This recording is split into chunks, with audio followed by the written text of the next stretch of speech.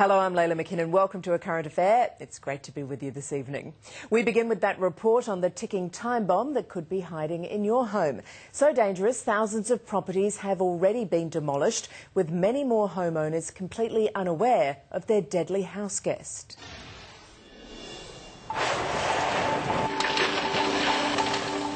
It could be from suburb to suburb. We don't know what's out there. Surprised everybody, shall we say.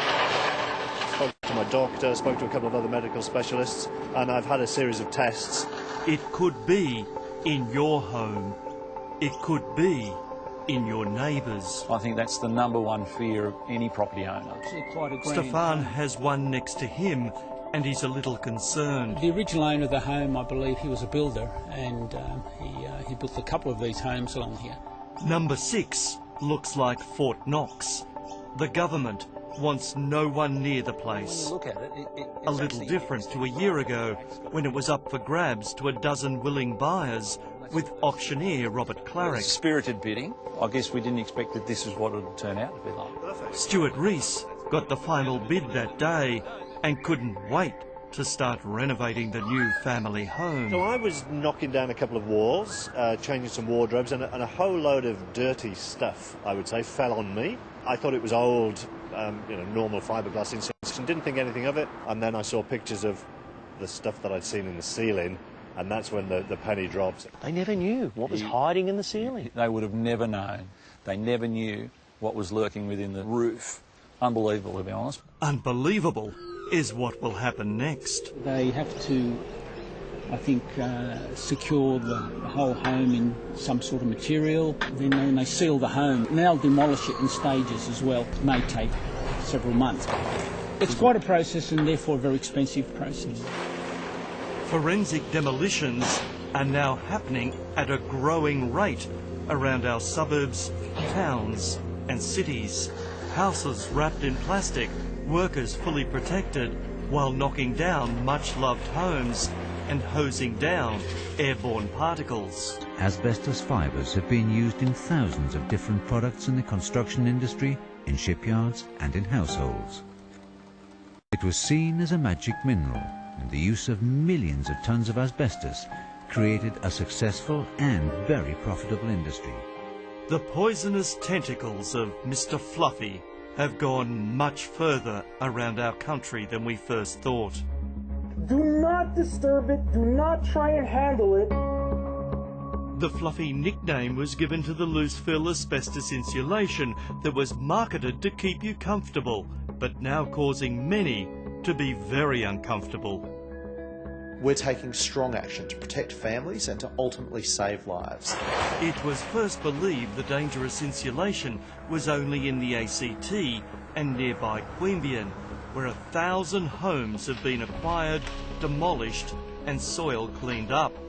You see, vacuuming it out of the roof cavity doesn't remove the hazard, as the fibres can move, over time, into the living space. Had I not taken down a ceiling, we may not have discovered it.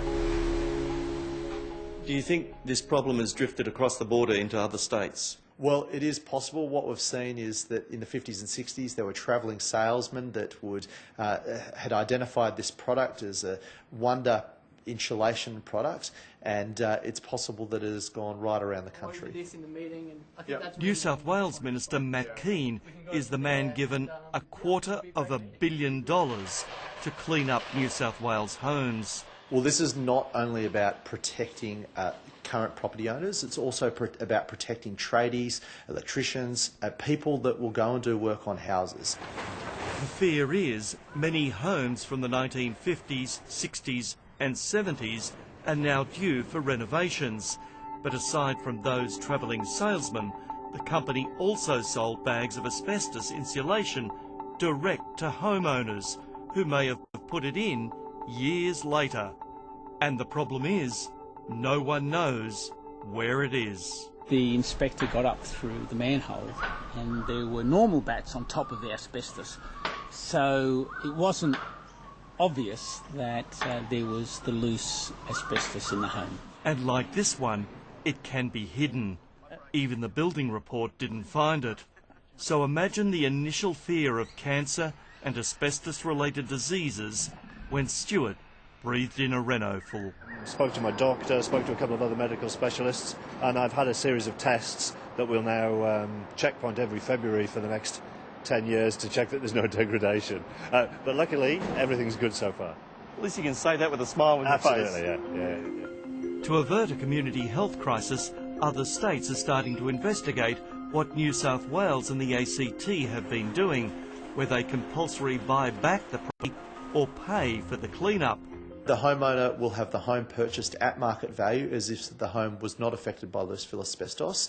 They can either sell their home to the government at market value or have the government remediate the site and provide it back to the existing homeowner. If there hadn't been a scheme to assist us, I think our only option would have been to demolish the property, which is what's going to happen now. And that runs into the hundreds of thousands. It's going to take, probably up to 2 years for to work through the whole process. Holbrook in southern New South Wales has been devastated.